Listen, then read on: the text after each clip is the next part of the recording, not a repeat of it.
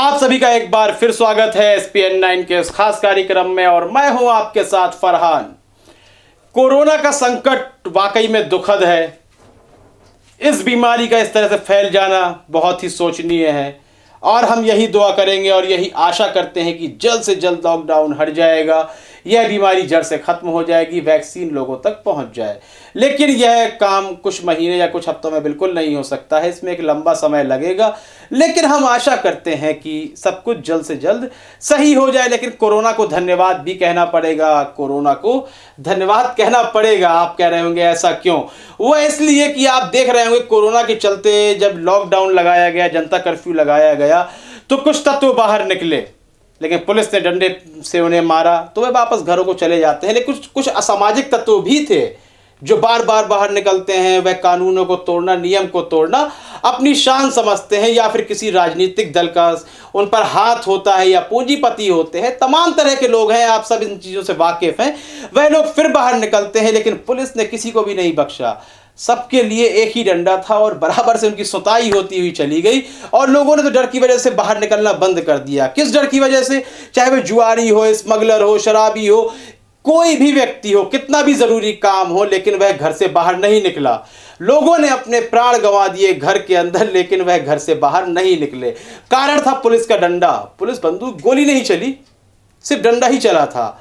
तो कोरोना को मैं धन्यवाद क्यों कह रहा हूं, आप इस बात को समझिए। दिल्ली में अभी बीते दिनों एक दंगा हुआ था कोरोना से पहले। एक बड़ा दंगा हो जाता है, घंटों तक चलता है, 24 घंटे से ज़्यादा आगजनी होती है। मंदिर माफ़ कीजिएगा, मस्जिद में चढ़कर एक भगवा झंडा फहराया जाता है, बड़े बड़े नारे लग रहे होते हैं, गद्दार दिखाई देने लगते हैं और लाशों का एक ढेर लग गया, जिसमें कई लाशें अब तक मिली भी नहीं है, गुमशुदा हैं कई लोग। तब पुलिस कहाँ थी? आज जब कोई सड़क पर नहीं है, पुलिस सब कुछ काबू कर सकती है, तो उस वक्त पुलिस काबू क्यों नहीं कर पाई जब वहां लोगों की हत्या होने वाली थी या हो रही थी, आगजनी हो रही थी और देश के लोकतंत्र का मजाक उड़ाया जा रहा था? तब वह पुलिस कहां थी?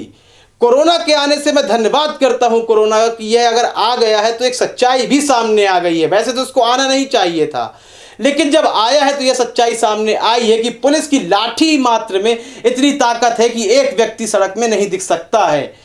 जब वह बंदूक का इस्तेमाल करती उन आतंकवादियों के लिए जो देश के अंदर अभी भी पनप रहे हैं, देश का ही खा रहे हैं और आतंक की घटनाएं फैला रहे हैं, देश की जनता को निस्तनाबूद कर रहे हैं, देश की संपत्ति को बर्बाद करते हुए नजर आ रहे हैं। किस दल के वह लोग थे? कहा जा रहा था यूपी से भी लोग आए थे। कोरोना उस वक्त भी भारत में आ चुका था। तो दिल्ली में कोरोना फैलने का कारण सिर्फ यही है कि यूपी के कुछ गुंडे आए थे, दिल्ली के अंदर दंगा हुआ। हो सकता है कोरोना क्रांति चल रही हो, यह मैं नहीं कह रहा हूं, यह मैं उन मुख्य धारा के न्यूज़ चैनल की बात कह रहा हूं जो कोरोना जिहाद बनाए हुए थे। और दिल्ली का दंगा छुपा नहीं है कि किसको मारने कौन आया था। दो समुदायों के बीच दंगा नहीं हुआ था कोई, एक हत्याकांड चल रहा था गुजरात की तरह और पुलिस मूक बनी हुई तमाशा देख रही थी। तो एक बात सामने आ जाती है कि यदि पुलिस चाहे तो एक व्यक्ति बाहर नहीं निकल सकता है, सामाजिक तत्व हो या राजनीतिक तत्व हो। लेकिन दिल्ली में जब पुलिस चाहती है तो दंगा हो जाता है और पुलिस गृह मंत्रालय से जुड़ी हुई है दिल्ली में। तो इस संबंध में आप अपनी राय हमें अवश्य दी। यदि मेरी बातों में कोई खामी लगती है तो आप कमेंट सेक्शन में आ सकते हैं। अंधभक्तों को बुरा लग रहा है तो गाली देने का बिल्कुल अधिकार है, बिल्कुल गाली दीजिए, लेकिन मैं आपको बुरा लगने वाली बातें लगातार कहता रहूंगा। कार्यक्रम को लाइक करें, ज़्यादा से ज़्यादा शेयर करें और चैनल को सब्सक्राइब करना बिल्कुल भी ना भूलें। तब तक के लिए इजाज़त दीजिए, धन्यवाद।